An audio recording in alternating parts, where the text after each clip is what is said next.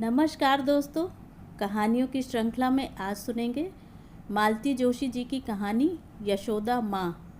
लेकिन उससे पहले मेरा आपसे विनम्र अनुरोध है कि अगर मेरे द्वारा सुनाई हुई कहानियाँ आपको अच्छी लगती हैं तो मेरे चैनल को सब्सक्राइब ज़रूर करें, लाइक करें और अपने दोस्तों और परिचितों में शेयर भी करें। बेल आइकन दबाना बिल्कुल भी ना भूलें। आज सुनिए यशोदा माँ। कमरे में लेटकर पुस्तक पढ़ रही थी कि बहू रानी ने आकर कहा, मम्मी मेरी एक फ्रेंड आपसे मिलना चाहती है। सुनकर खुशी हुई और आश्चर्य भी, क्योंकि यहाँ आए महीना हो चला था। अब तक बहू रानी की अनगिनत सहेलियों में से किसी ने बात करना तो दूर, मुझसे नमस्ते तक नहीं की थी। शायद महानगर का यही चलन होगा। मैंने पुस्तक नीचे रखी, बालों पर हाथ फेरा, साड़ी की सलवटें ठीक की और हॉल में आ गई। परिचय की औपचारिकता के बाद सहेली तुरंत मुद्दे पर आ गई। बोली, आंटी जी, भाभी जी बता रही थी कि आप कॉलेज में हिंदी की लेक्चरर थी। मन हुआ उसे बता दूं कि मैं प्रोफेसर थी और पिछले 10 सालों से विभागाध्यक्ष भी, पर अपने मुंह से यह सब कहना अच्छा नहीं लगा, इसलिए सिर्फ इतना ही कहा, हाँ हिंदी पढ़ाती थी। तो मेरी बिटिया को थोड़ा गाइड कर देंगी? क्यों नहीं, किस ईयर में है? जी 8th स्टैंडर्ड में। सुनकर धक्का सा लगा। 30 साल तक कॉलेज में पढ़ाने के बाद 8वीं कक्षा को पढ़ाने का प्रस्ताव बहुत गौरवपूर्ण नहीं था। मैं सोच में पड़ गई। मुझे विचार मग्न देखकर सखी बोली, वो क्या है आंटी जी, बाकी सारे सब्जेक्ट्स तो मैं देख लेती हूँ, पर हिंदी में ज़रा प्रॉब्लम आती है। मेरी एजुकेशन इंग्लिश मीडियम से हुई है ना, इसलिए। उसकी मीडियम तो पता चल ही रही थी। मैंने भी सोचा कि चलो बैठे से बेगार भली, कम से कम पढ़ा लिखा जंग तो नहीं खाएगा, इसलिए कहा भेज देना, देख लूँगी। दूसरे दिन शाम को स्वीटी जी पुस्तक लेकर उपस्थित हो गईं। नमस्ते वमस्ते कुछ नहीं, सीधे पुस्तक खोलकर बैठ गईं। ये पोयम प्रिपेयर करना है, मिस ने कहा है, कल टेस्ट लेंगी। मैंने देखा सूर का पद था। संदेशो देवकी सो कहियो, हों तो धाय तिहारे सुत की, मया करन ही रहियो। सूर हमेशा से मेरे प्रिय कवि रहे हैं और यह पद तो मेरी दृष्टि में वात्सल्य रस का सिरमौर है। इसे हाई स्कूल में भी पढ़ा है, रमा मिश्रा जैसी भावुक अध्यापिका से। कॉलेज में प्रोफेसर रंजन से पढ़ने का सौभाग्य मिला है। दोनों की शैलियाँ अलग थीं, पर दोनों डूब कर पढ़ाते थे। मैंने अपने अध्यापन काल में दोनों शैलियों को समन्वय कर लिया था और मेरी छात्राएं अभिभूत रहती थीं। सामने बैठी इकलौती छात्रा को भी अभिभूत करने का संकल्प लेकर मैंने पढ़ाना शुरू किया। जब मैं यह पंक्ति पढ़ा चुकी कि प्रात उठत मेरे लाल लड़ैत, माखन रोटी भावे, मैंने सिर उठाकर देखा, सामने एक सपाट भावहीन चेहरा मुझे घूर रहा था। बेटे, समझ में तो आ रहा है ना? दादी जी, व्हाट इज़ गोकुल? बेटे, गोकुल एक गांव था जहां श्री कृष्ण बचपन में रहते थे। और मथुरा ब्रजभूमि की राजधानी थी, जहां श्री कृष्ण के मामा और फिर नाना राज करते थे। राजधानी मतलब कैपिटल ना? वहाँ तो कितनी चीज़ें मिलती होंगी, pizza, burger, patties, spring roll, cheese pakora, pastry, cake. वहाँ माखन रोटी जैसे रॉटन चीज़ कोई क्यों खाएगा? गोकुल तो विलेज था, वहाँ कुछ और मिलता ही नहीं होगा। But Mathura was a city ना? मैं अवाक होकर उसका मुंह देखने लगी। It was very stupid of Krishna's mother to think that he will still like the rotten thing when he had so much choice before him. Stupid? Krishna's mother stupid? मैं भीतर तक सिहर उठी। मैंने मन ही मन मैया को प्रणाम किया और ईसा मसीह के अंदाज में कहा, माता, इस अबोध कन्या को क्षमा कर देना, वह नहीं जानती कि वह क्या कह रही है। बाद में उसकी माँ से कहा, तुम्हारी बेटी बहुत इंटेलिजेंट है, उसका आईक्यू बहुत ज़बरदस्त है, हर सब्जेक्ट में टॉप करती है आंटी जी, बस हिंदी ज़रा टफ जाती है। इसीलिए कह रही हूँ, उसे हिंदी से और हिंदी को उससे बचाए रखना। और यह गुरु शिष्य संवाद पहले दिन ही दम तोड़ गया। उस रात बिस्तर में लेटे लेटे मैं स्वीटी की बातों पर ही गौर कर रही थी।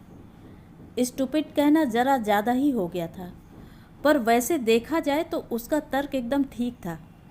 यशोदा मैया को खुद सोचना चाहिए था कि अब उनका कान्हा ग्वाले का बेटा नहीं रहा, वह अब राजकुमार है, मथुरा के राजमहल में रहता है। वहाँ 36 व्यंजन उसके सामने रोज़ परोसे जाते होंगे। उसके सामने माखन रोटी की क्या बिसात। पर यशोदा के लिए तो उनका लाला वही छोटा सा बबुआ है जो आंगन में ठुमकता चलता है, माखन रोटी के लिए मचलता है। वह कभी बड़ा होता ही नहीं है। मुझे लगता है हर औरत के मन में एक यशोदा माँ बैठी होती है जो सोचती है कि उसका लाला कभी बड़ा होगा ही नहीं, हमेशा उसके आंचल से झूलता रहेगा। बहुत पुरानी एक बात याद आ रही है। एक बार सागर किसी सेमिनार के सिलसिले में जाना हुआ। विश्वविद्यालय की ओर से रहने खाने का अच्छा प्रबंध था, पर मैंने अपने एक चचेरे भाई के यहाँ रहना ही पसंद किया। थोड़ी असुविधा तो थी, पर उसकी तुलना में आत्मीयता बहुत ज़्यादा थी। जिस दिन मैं लौटने वाली थी, उससे एक दिन पहले भाभी ने बड़े संकोच के साथ पूछा, जिज्जी हमारा एक काम करेंगी? यह भी कोई पूछने की बात है भाभी? हम आपके साथ कुछ बांध दें तो लल्ला को पहुंचा देंगी। क्यों नहीं भाभी, हम खुद जाकर दे आएंगे। पर हम आपके लल्ला से बहुत नाराज़ हैं। जब नया नया एडमिशन हुआ था तो हर हफ्ते आ जाया करता था। अब तो 2 साल से उसने शक्ल ही नहीं दिखाई है। आप तो जानती हो इंजीनियरिंग की पढ़ाई है, टेम नहीं मिला होगा। उन्होंने बेटे की सफाई दी। बस 8 बजे की थी, पर मेरी नींद 5 बजे ही उचट गई। चुपचाप उठकर मैं सामान समेटने लगी, पर भाभी ने पता नहीं कैसे आहट पा ली। चाय लेकर हाजिर हो गई। मुझे इतनी शर्म आई, मेरी खटर पटर ने आपको भी जगा दिया ना? जागने को तुम्हारी भाभी सोई ही कहाँ है। रात भर बैठकर बेटे के लिए पकवान बनाती रही हैं, भैया ने बताया। अरे इतना सारा क्या बना लिया?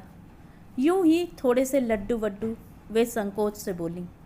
जाते समय देखा मेरे सामान के साथ एक छोटी सी कनस्तरी रखी हुई है। भाभी ये इतने लड्डू भेज रही हैं आप? क्या सारे हॉस्टल में बंटवाएंगी?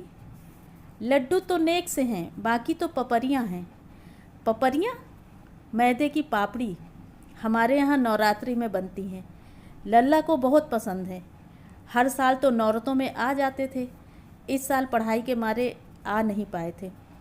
एक छोटा टिफ़िन मेरे लिए भी था। मैंने घर जाकर देखा था, देसी घी के खूब मेवा पड़े बेसन के लड्डू और मैदे की सफ़ेद झक बारीक पापड़ी। इन्हें बेलने और तलने में भाभी ने रात भर लगा दी थी, तो कोई आश्चर्य नहीं था। हॉस्टल का नाम और कमरे का नंबर मैं ले आई थी। दूसरे ही दिन हम दोनों सामान पहुंचाने निकल पड़े। मैंने ब्रजवासी से नमकीन और मीठे के डिब्बे भी रास्ते में बंधवा लिए थे। आखिर को बुआ थी मैं, खाली हाथ जाना क्या अच्छा लगता। लल्ला जी बरमूडा और रंगीन बनियान पहने बड़े स्टाइल से धुआं उड़ा रहे थे। हमें देखते ही सकपका गए। हम लोगों ने उनकी सकपकाहट को नज़रअंदाज करते हुए कुशल क्षेम पूछी और धीरे से डिब्बा आगे रख दिया। एक काम के सिलसिले में मैं सागर गई थी, तुम्हारे घर पर ही रुकी थी। तुम्हारी माँ ने तुम्हारे लिए मिठाई भेजी है, मैंने संक्षेप में बता दिया। उसने कनस्तरी को वितृष्णा से देखा, खोला, भीतर का मुआयना किया, फिर ढक्कन बंद करके सर्र से पलंग के नीचे सरका दिया। ये मम्मी भी जाने क्या क्या अल्लम गल्लम भेजती रहती हैं। उसके स्वर में खीज थी। मेरा मन हुआ कि कहूँ कि तुम्हारी माँ ये पापड़ बनाने के लिए रात भर जागी हैं और इन लड्डुओं में तुम्हारे भाई बहनों के हिस्से का भी घी पड़ा है। प्लीज़ इसका अनादर मत करना, खा ज़रूर लेना।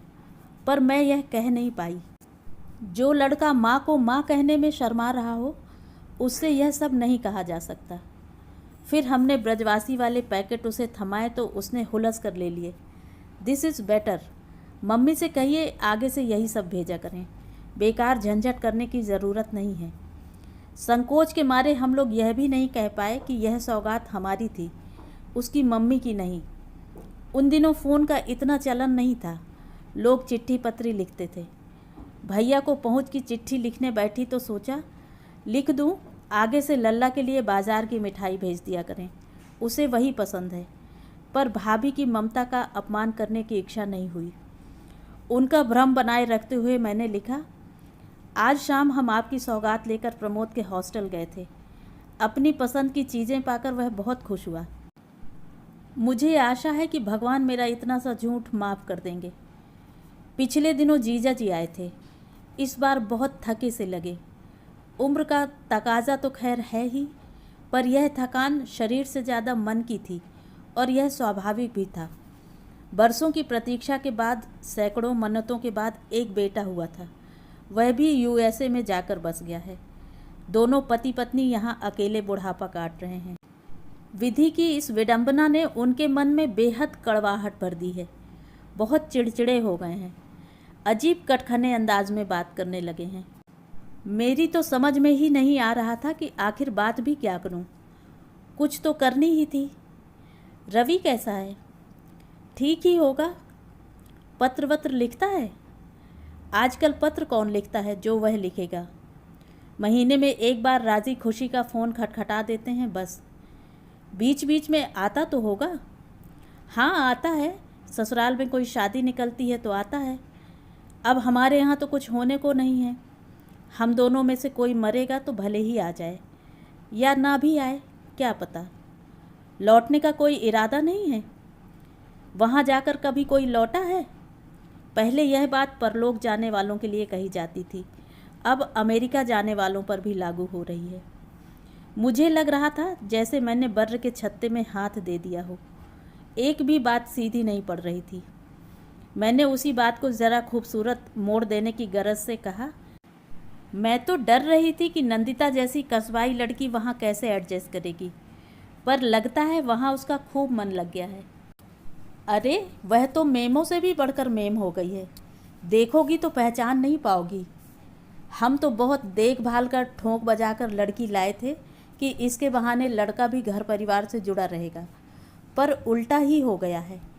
अब अगर रवि आना भी चाहेगा तो ये महारानी आने नहीं देंगी। मैंने उन्हें सांत्वना देते हुए कहा, जीजा जी यह नए युग की सौगात है, इसे चाहे हंस कर लीजिए चाहे रोकर। आज से 20-30 साल पहले कोई इक्का दुक्का विदेश जाता था तो उसका बड़ा अजूबा होता था। अब तो हर तीसरे घर से एक व्यक्ति विदेश में है। पहली बार वे मुझसे सहमत हुए। यह बात तुमने एकदम ठीक कही है। अरे अकेले मेरे शहर के 15 लड़के सिलिकॉन वैली में हैं, और कितने कहाँ होंगे क्या पता। Silicon valley? अपना रवि भी वहीं है ना? फिर तो वहाँ आना जाना लगा ही रहता होगा। आपके लिए तो बहुत सुविधा हो गई है। जब मन हुआ बेटे के लिए कुछ भेज सकते हैं। सुविधा है कि मुसीबत? मैं तो बेगार ढोते ढोते तंग आ गया हूँ। बेगार कैसी? तुम्हारी दीदी को काम धाम तो कुछ है नहीं, बैठे बैठे यही पता लगाती रहती हैं कि कब कौन आ रहा है कब जा रहा है। फिर जुट जाती हैं अचार मुरब्बा बनाने में। कभी पोते के लिए स्वेटर बुन रही हैं तो कभी बहू के लिए साड़ी काढ़ रही हैं। कितनी अच्छी बात है ना, 7 समंदर पार भी बच्चों की माँ की ममता का स्पर्श मिल रहा है। अरे कौन कमबख्त उस स्पर्श के लिए तरस रहा है। जीजा जी एकदम उबल पड़े। उसने मुझसे एक बार क्या कहा था जानती हो? बोला, पापा आप जिस के हाथ सामान भेजना बंद कर दीजिए। एक तो यहाँ दूरियाँ बहुत हैं, फिर हम लोग इतने बिजी रहते हैं कि सामान कलेक्ट करना मुश्किल हो जाता है। आप लोग नाहक परेशान होते हैं। यहाँ ज़रूरत की हर चीज़ मिल जाती है। वैसे भी हमारी खान पान की आदतें अब बदल गई हैं। माँ से कहिएगा बुढ़ापे में आँखों पर ज़्यादा ज़ोर न डालें। वे जो बच्चों के लिए स्वेटर्स भेजती हैं, यहाँ की ठंड में एकदम बेमानी हैं। और नंदिता तो आजकल साड़ी पहनती ही नहीं। अरे वाह, यह लड़का तो बड़ा नाशुक्रा निकला। आप दीदी से मना कर दीजिए। जब सामने वाले को कद्र ही नहीं है तो क्यों आंखें फोड़ती हैं। जानती हो, मैं जिस दिन तुम्हारी दीदी को मना कर दूंगा वह मर जाएगी। वह बेवकूफ़ औरत इसीलिए जिंदा है कि पोते पोतियों के पोतड़े सीती रहे, बहू की रसोई के लिए मसाले कूटती रहे, बेटे के लिए मठरी और खुरमे बनाती रहे। मैं आजकल क्या करता हूँ पता है? जब सामान देने जाता हूँ तो उन बच्चों से कह देता हूँ कि अगर तुम्हारा सामान ओवरवेट होने लगे तो सबसे पहले यह पार्सल उठाकर फेंक देना। हमें बताने की भी ज़रूरत नहीं है। और वहाँ अगर कोई 15 दिन तक सामान लेने न पहुँचे तो सब खा पी कर ख़त्म कर देना। ज़रा भी संकोच मत करना। और क्या कर सकता हूँ बताओ? सुनकर मन कैसा तो हो आया। दीदी के लिए बुरा लगा, थोड़ी खीज भी हुई। क्या दीदी जानती नहीं कि उनका बेटा दुनिया के सबसे संपन्न देश में बैठा हुआ है? वह उनकी बनाई घरेलू चीज़ों का मोहताज नहीं है। फिर लगा कि दीदी इस बात को ज़रूर जानती होंगी। यह सारा जतन वे बेटे के लिए नहीं, अपने लिए कर रही हैं। उनके लिए जीने का बहाना है यह। जीजा जी ठीक कहते हैं, जिस दिन यह बहाना नहीं रहेगा वह मर जाएगी। तो ये थी कहानी। कहानी आपको कैसी लगी कमेंट करके ज़रूर बताएं।